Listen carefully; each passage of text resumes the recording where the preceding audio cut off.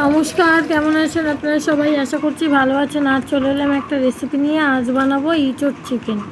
তার জন্য এখানে ইঁচড়টাকে টুকরো টুকরো করে কেটে হলুদ জলে ভিজিয়ে রেখেছিলাম। সেটাকে এবার প্রেসার কুকারে দিয়ে একটু জল দিয়ে একটু সামান্য সর্ষের তেল দিয়ে দিলাম, যাতে আঠাটা প্রেসার কুকারের গায়ে না লাগে। তার জন্য ট্রাই করে দেখবেন, খুবই ভালো হয়, অসুবিধা হয় না এইভাবে প্রেসার কুকারে ইঁচড় সেদ্ধ করলে। এবার এঁচড়টা সেদ্ধ করেছি, আর এদিকে কড়াইতে তেল দিয়ে আলু ভাজতে বসিয়ে দিয়েছি। কড়াইটা স্লিপ কেটে নেমে গেছে। এবার আলুটাকে লাল লাল করে ভেজে নেবো। দিচ্ছি লবণ আর দিচ্ছি একটু হলুদ দিয়ে আলুটাকে লাল লাল করে ভেজে তুলে নেবো। আর এই চিকেনটা নিয়েছি আমি পুরো একদম সলিড পিস, আপনারা যেমন ইচ্ছে নিতে পারেন।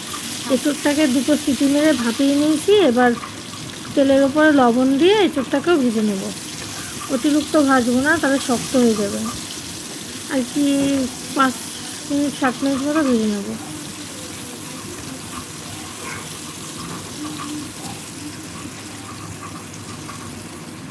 ভেজে এটাকে তুলে নিচ্ছি। আবারও তেল দিয়ে দিচ্ছি, একটু দিয়ে দিচ্ছি তেজপাতা, গোটা গরম মশলা, গোটা জিরে ফোড়ন দিয়ে দিচ্ছি পেঁয়াজ কুচি। অতিরিক্ত পেঁয়াজ কুচি দিইনি, যতটা প্রয়োজন ততটাই দিয়েছি। আর অল্প অল্প মশলাই দিচ্ছি আদা বাটা, রসুন বাটা, কাঁচা লঙ্কা বাটা আর টমেটো কুচি দিয়ে এবার মশলাটাকে ভালো করে কষিয়ে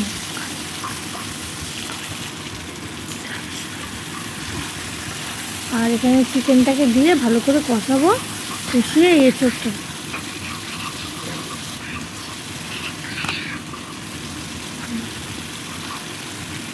দিচ্ছি লবণ, হলুদ গুঁড়ো, লঙ্কার গুঁড়ো, জিরের গুঁড়ো দিয়ে এটাকে ভালো করে কষিয়ে দিয়ে দেবো এঁচড়গুলো। এঁচড়টাকেও এর সাথে দিয়ে কষিয়ে নেবো।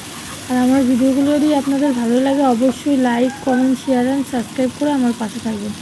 আর দিচ্ছি একটু টক দই। মশলাটা ভাজা ভাজা হয়ে এসছে, তবে দেখুন কালারটা কত সুন্দর এসছে। এবার দিয়ে দিচ্ছি আলু আর এঁচড় দিয়ে এইটাকে মিশিয়ে নেবো ভালো করে। আর এই রান্নাটা কিন্তু আমি গরম জল ব্যবহার করছি। গরম জলটা দিলে পরে এঁচড়টা আর কি শক্ত হয়ে যাবে না, সফট থাকবে। তার জন্য আর একটু দিচ্ছি চিনি দিয়ে মিশিয়ে নিচ্ছি।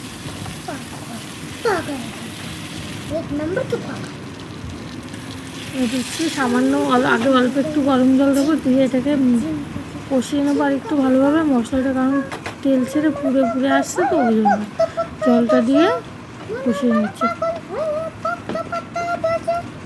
চিকেনটাও কষা হয়ে যাবে আর এঁচড়ের মধ্যেও আর কি তেল মশলাটা ঢুকবে।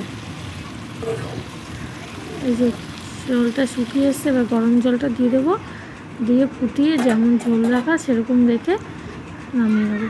আপনারা এটা ভাত, পরোটা, রুটি সব কিছুর সাথে কিন্তু খেতে পারেন। খেতে কিন্তু দুর্দান্ত হয়েছিল। এইভাবে কখনো ট্রাই করিনি, আজ প্রথমবার করলাম এঁচড় দিয়ে চিকেন। একটা নতুনত্ব। কেমন লাগলো অবশ্যই জানাবেন।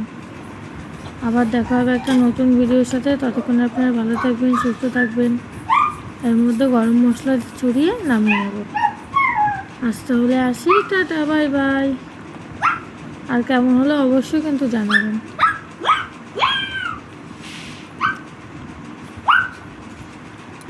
রেডি কিন্তু গরম ভাতের সাথে দুর্দান্ত লাগবে। আজ তাহলে আসি, টাটা।